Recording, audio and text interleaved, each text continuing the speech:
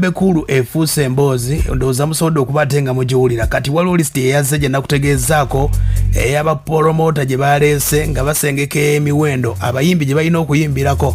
olutalo olubaluseewo wakati w'omuyimbi gwe bayita Walukaga ne Bajjo olw'ensonga nti omukulu Bajjo yategeeza nti bapromota batudde ne balaba nti omuyimbi gwe bayita Walukaga ajjamu emitwalo 780 n'akamu ekitundu bw'oba omutegese zoyinza okuba ate ng'omuwa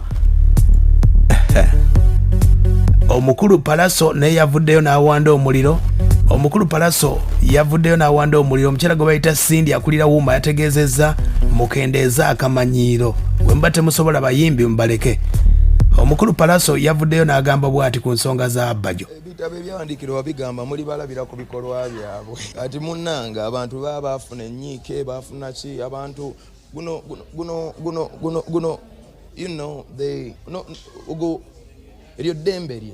kubanga nze siina ate kwaba bawandiise tekuli yali azze nambuukinga Bajjo mulekerawo notwala byayogera serious Bajjo mweno era gye tulimu reasoning ye teyinza kubeera ku mutindo neye eri maaso egenda maaso the way he reasons the way he thinks Bajjo are making a Uganda look like a lost country. How can you put a price tag on a brand? You know what I'm saying? Fena, this is therapy. Kanziremu kibagamba omulundi ogusembayo. Music is therapy. Teri muntu katika kwa example gwe sente mekazo osobola okusasula teacher olwokutendeka abaana ba ghetto kids amazina.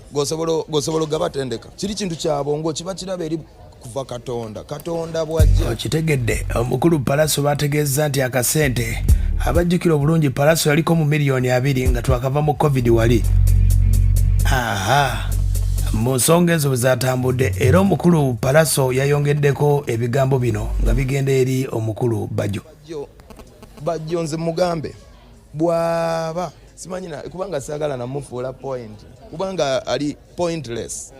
You know what I mean? Like tosobola keera ncha neggwanga oliswaza okuteeka price on a brand naffe eddagala tulyagala nze bwe ngende w'omusawo nangamba panado wa 5 olwokuba simanyi kola panado sisobola mugandi ngenda kuwa 10 nina okumugula ebbeeyi gy'akoze ki gyagambye for example akola eddagala eryo panado ayinza n'okuba talina kyassaamu nga asima manju musenyu guli mu lujjalo naye olwokuba nti ye yalabikirwa Katonda alina omulimu ogwo oguzuula ekyo tosobola musalira bbeeyi yakyo buno budduuka kirungi yagambye nti ayagambye yeza agula abayimbi kati oyo aba promoter oba abadimota abatatutwala mu maaso kati tufe ku bintu ebyo tutwala mu maaso mulekerawo muwa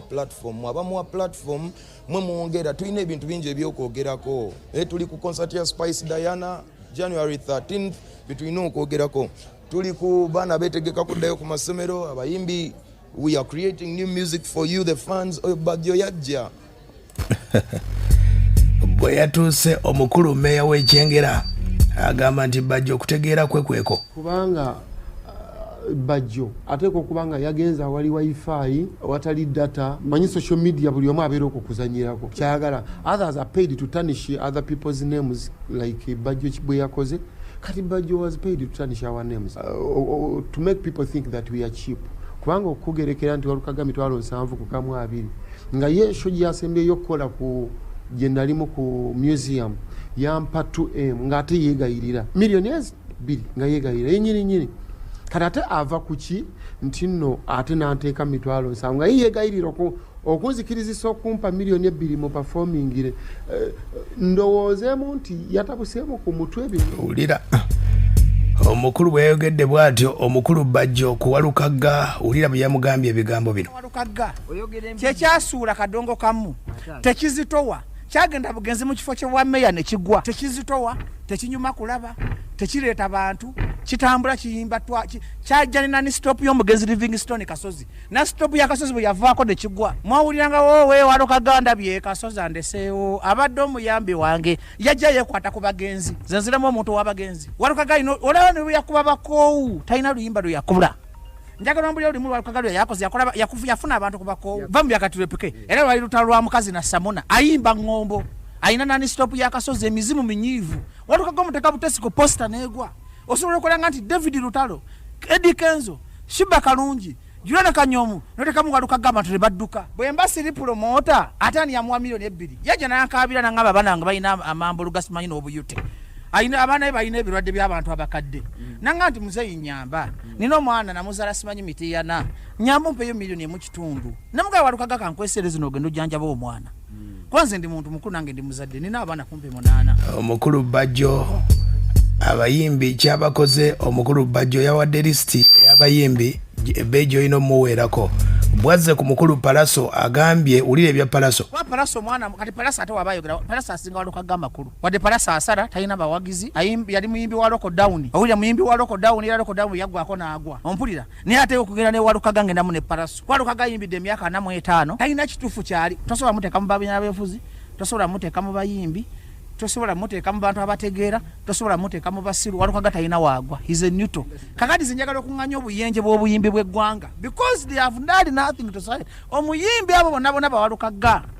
muyimbi ba Pallaso bandi badde beegasse mu kukyusa eggwanga obulumi lwe balimu ezimbwa omusomesa afuna emitwalo 35 wape as you are omukulu gwe bayita Bajjo ng'atabuse n'abayimbi olw'ensente babategesi b'ebivuluze basobodde okuba ate nga basengeka buli muyimbi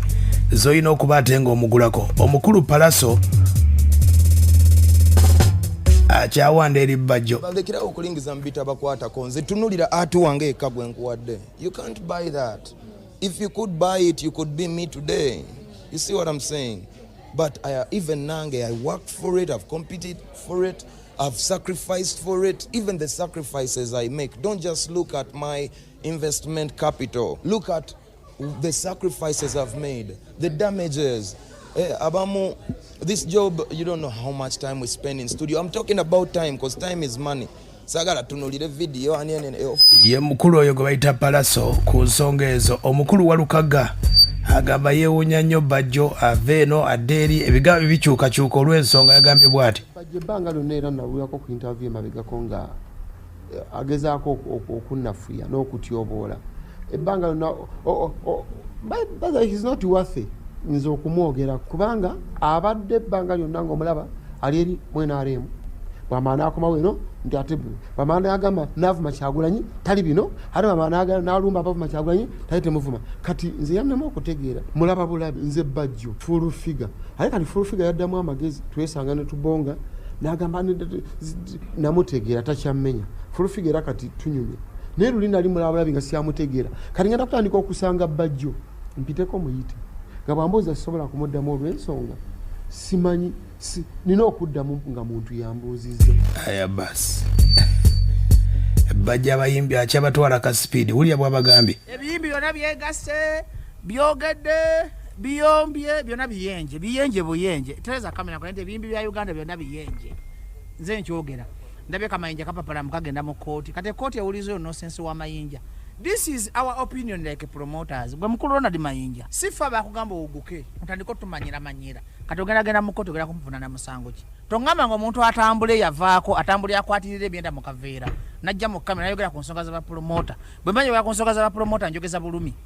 Ekyo kyenji kyakatola makyali kiziye ko promoter mukomera. Ebindi biyamba kyeggwanga. Biwo musolo.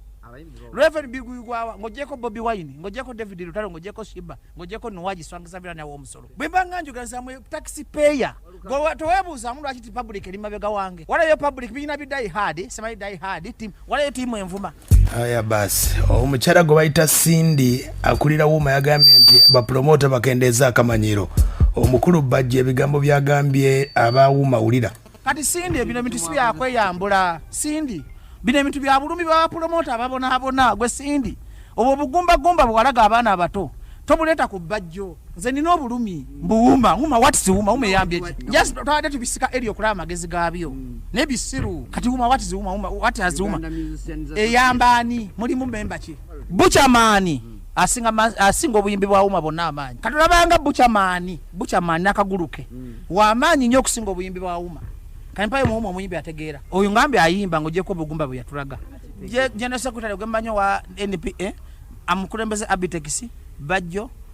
Keti Balunywa. Bwogere kino kiba authentic and audacity. Kakati singa bala mwavayo mu kamera gandi sibimanyi libadde be kalu. Singa Abitekisi abana ga sibimanyi